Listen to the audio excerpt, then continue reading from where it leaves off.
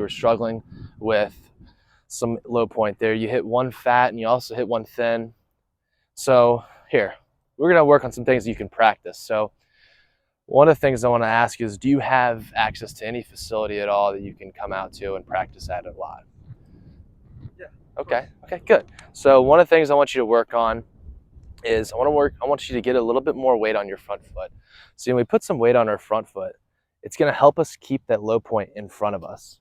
See, when we fall back like this, we will either chunk it or we'll save it, so we'll flip, it's really no good doing that. So if we're able to keep our low point in front, it's gonna help us keep the weight going and not drop it back as far.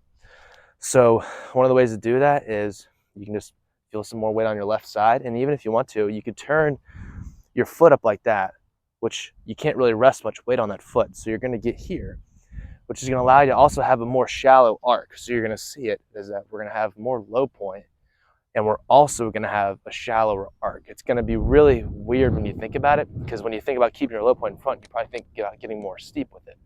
But actually, we can maintain being shallow and still have our low point in front of the golf ball, which is very important. So when you go out to your next place, hit some pitch shots with your right foot behind you and some more weight here, and you're going to see you're going to have a lot of really crisp chip shots. Another thing that I like to see is I would like to see if you could kind of soften your arms a little bit. What that does is it releases a lot of tension, which helps that club bounce off the turf instead of having a leading edge dig in. So when you're at home, practice with some really soft arms. We want some easier body rotation, and we can do that by some softer arms and not getting so handsy with it. You don't want to get handsy with it because then our low point's going to change. See, if we're too handsy with it, our hands can get here, low point can get behind us, or if we hold it off too long, then our low point could get on top of the golf ball, and then that's when you're going to get a lot of the skulls. So what I would say you need to work on is weight distribution, more of it in your left side.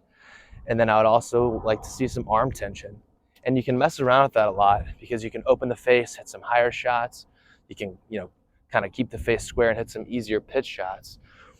And once you really start getting a lot of better connection with the golf ball, because I can tell that you have some toe shots here, which we're not going to get a lot of spin out of the toe.